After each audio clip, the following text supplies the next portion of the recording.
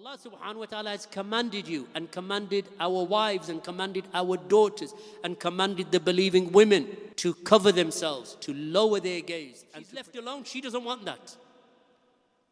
She wants one man who is the best that she can get, who will provide for her, look after her, protect her, be good to her, be kind to her, put food on the table, give her children and look after those children that she's happy with and joyous with, and she won't look at another man after that. Whereas a pious, righteous man is still ready to take a second wife and a third wife and a fourth wife, if only he could afford it. But he will do it. It doesn't mean that he doesn't love the first, because a man by nature is polygynous. Or most men. Many men, let's say. I won't go for most. Many men. Because it takes a certain type of a man, because everyone can wish it. Right? And most men do. If you sisters didn't know that, then I'm telling you today. Most husbands do, but they won't do it. Because they have enough taqwa to know that they can't support a second wife or a second family. Right? If you think, most of you women, if you think my husband has never wanted a second wife, it's possible you may be the one in, 144,000, that your husband is one of them. But most men would take a second wife, but they won't. Especially, if he fears Allah, he knows I can't do it. And I don't want to break her heart. And I don't want, because I have children with her, and I don't really want the grief. So I'll just stick with her. Jannah is a different story. Right? But most men will, but they won't. But if you have taqwa of Allah, you know your limits. If I get married, how am I going to support the second one?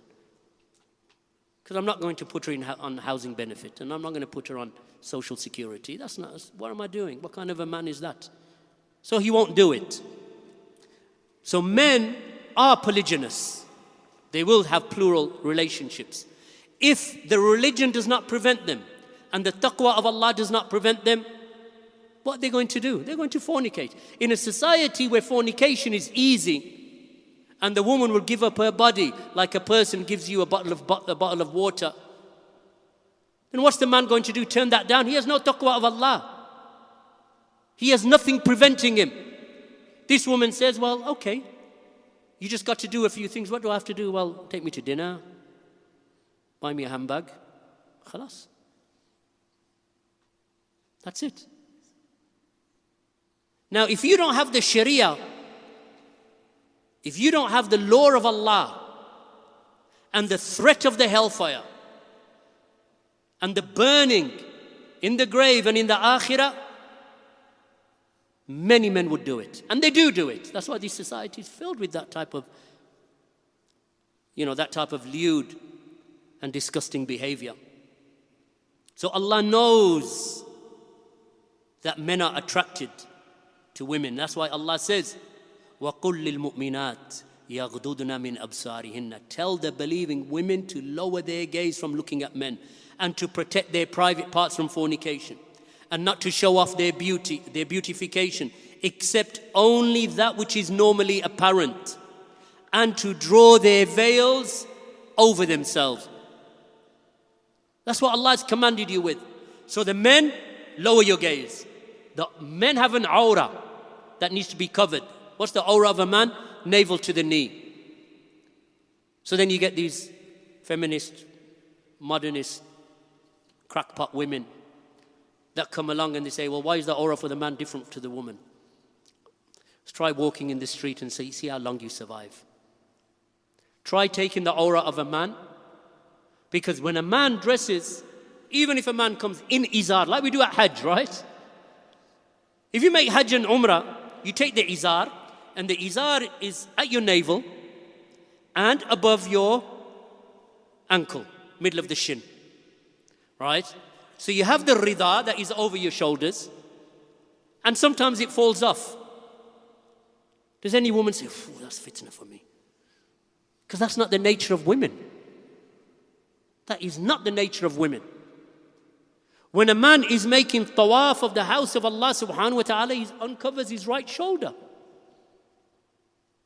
And it was done initially, and it became a sunnah established to show what? To show those pagan mushrikeen that we're strong. Ahlul Islam have quwwah, badaniyah. We have physical bodily strength. And that sunnah has remained till this day. So all of these millions of men are making tawaf around the house of Allah subhanahu wa ta'ala in their izar, and their shoulder uncovered, and sometimes the thing falls off and they put it back on, and so on.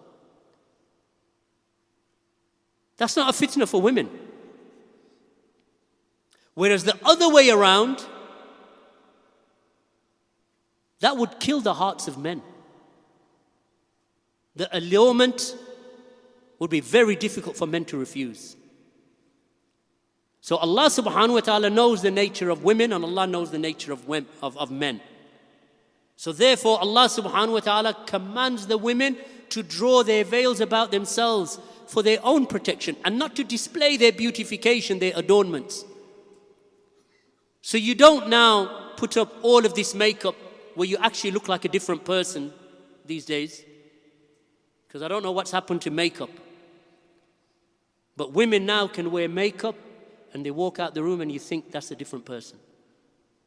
So there must be something they're doing, I don't know. There must be some trick. Right? Because now the woman looks completely different. Now she'll walk into the street like that. And what's that doing to men? Let's say she uncovers herself, displaying her shoulder or her arms or her legs or her thighs. She wears a miniskirt or something. It's completely different. When a woman sees a man like that, it's completely different to how a man views a woman, because a man will objectify a woman. That's the way that Allah has created men. So Allah subhanahu wa ta'ala has commanded you, and commanded our wives, and commanded our daughters, and commanded the believing women to cover themselves, to lower their gaze, and to protect themselves from fornication and the pathways of fornication.